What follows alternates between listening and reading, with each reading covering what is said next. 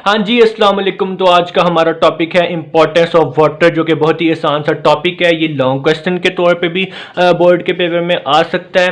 तो सबसे पहले आपको जानना चाहिए कि वाटर मीडियम ऑफ लाइफ है और मोस्टली जो केमिकल रिएक्शंस होते हैं वो एक्वस मीडियम में टेक प्लेस करते हैं। इसके अलावा वाटर मोस्ट अबंडेंट कंपाउंड है लिविंग ऑर्गेनिजम्स में। ये 65 से 89% तक लिविंग ऑर्गेनिजम्स में हो सकता है।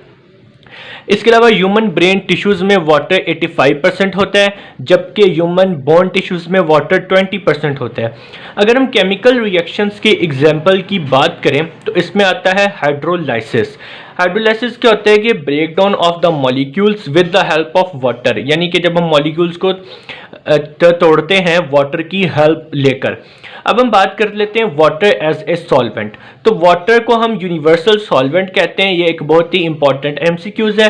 Water act as a solvent for the polar and ionic substances. मिसाल के तौर पे अगर हमारे पास नमक है, सोडियम क्लोराइड, उसको अगर हम पानी में डालेंगे तो हमारे पास सोडियम और क्लोराइड आयंस जो हैं वो आ जाएंगे, तो यानी वो डिसोसिएट हो जाएंगे।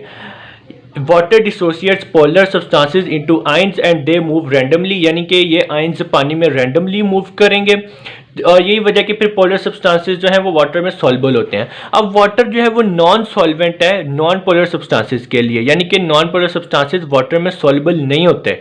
इसमें लिपिड्स, वुड, रबर आते हैं नॉन पोलर सब्सटेंसेस की एग्जांपल में। अब हम बात कर लेते हैं हीट कैपेसिटी की। वाटर के पास हाई हीट कैपेसिटी होती है।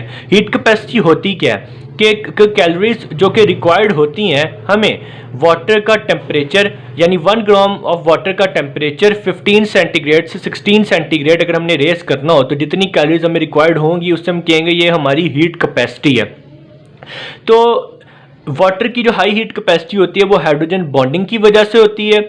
अब इसकी इंपॉर्टेंस क्या है? होता ये कि जब वाटर का टेम्परेचर सिर्फ 1 डिग्री सेंटीग्रेड बढ़ाने के लिए हमें बहुत ज़्यादा कैलोरीज का इस्तेमाल करना पड़ता है, तो चूंकि वाटर हमारे जिस्म में बहुत ज़्यादा है, तो अगर इन्वायरमेंट में टेम्परेचर बहुत ज़्यादा एकदम बढ़ जाए तो फिर भी हमारे बॉडी के अंदर टेम्परेचर एकदम से सडन चेंज नहीं होता और वाटर जो है हमारे बॉडी में टेम्परेचर को स्टेबलाइज करके रखता है। इसके बाद हम बात कर लेते हैं हीट ऑफ वेपोराइजेशन की। हीट ऑफ वेपोराइजेशन कहते हैं कि वो अमाउंट ऑफ कैलोरीज जो कि रिक्वायर्ड होती हैं लिक्विड को वेपर फॉर्म में चेंज करने के लिए। वाटर के लिए इसकी वैल्यू होती है 574 किलो कैलोरी पर।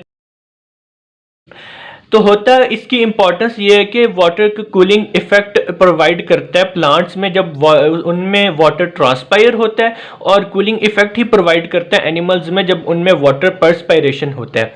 अगर मैं आपको इसकी एग्जांपल दूं तो जब हमें पसीना आता है तो पसीना जब भाप बन के उड़ता है तो हमें यानी थोड़ी सी ठंड सी फील होती है कि पसीना में गर्मी लग रही है तो पसीना आता है। जब वो भाप बन के उड़ता है तो हमें थोड़ी सी ठंड सी फील होती है। उसकी वजह वाटर की हीट ऑफ वेपराइजेशन ही होती है।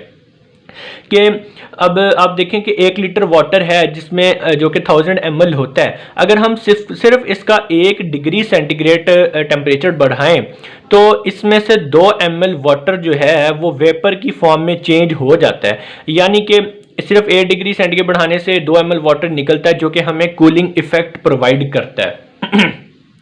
बात कर लेते हैं आयनाइजेशन की। वाटर को हम आयनाइज कर सकते हैं हाइड्रोजन और हाइड्रोक्साइड आयंस में। ये आप देख रहे हैं, ये इसका एक रिवर्सिबल रिएक्शन है और ये मैक्सिमम होता है इक्विलिब्रियम लेवल पे। 25 डिग्री सेंटीग्रेड पे जो बोथ आयंस होते हैं वो प्रेजेंट होते हैं इक्वल नंबर में। दोनों का नंबर होता है 10⁻⁻⁴ मोल पर लीटर, -7 मोल पर लीटर, और कलेक्टिवली ये बनेंगे 10⁻⁻14 मोल पर लीटर। इंपॉर्टेंस की बात करें तो ये आयंस जो हैं ये हेल्प करते हैं केमिकल रिएक्शंस में। इसके अलावा ये एसिडिक और बेसिक नेचर को भी कंट्रोल करते हैं, ये इनकी इंपॉर्टेंस है। प्रोटेक्शन की बात करें तो वाटर एक इफेक्टिव लुब्रिकेंट है, ये हमें रबिंग और फ्रिक्शन से बचाता है। इंपॉर्टेंस की बात करूं तो आप देखते हैं ना कि यार हम दिन में कई मरतबा अपनी आईज को ब्लिंक करते हैं, तो अब फ्रिक्शन क्यों नहीं पैदा होती? उसकी वजह यही है कि वाटर जो है वो लुब्रिकेंट होता है और ये हमें फ्रिक्शन से बचाता है।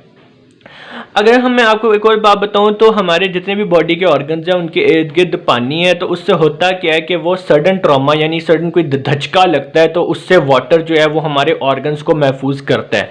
तो हमारा इंपॉर्टेंस ऑफ वाटर का टॉपिक कंप्लीट होता है। ये लॉन्ग क्वेश्चन, शॉर्ट क्वेश्चन और एमसीक्यूज के वाले से काफ़ी इंपॉर्टेंट है, आप इसको अच्छे तरीके से करिएगा। अल्लाह हाफिज़।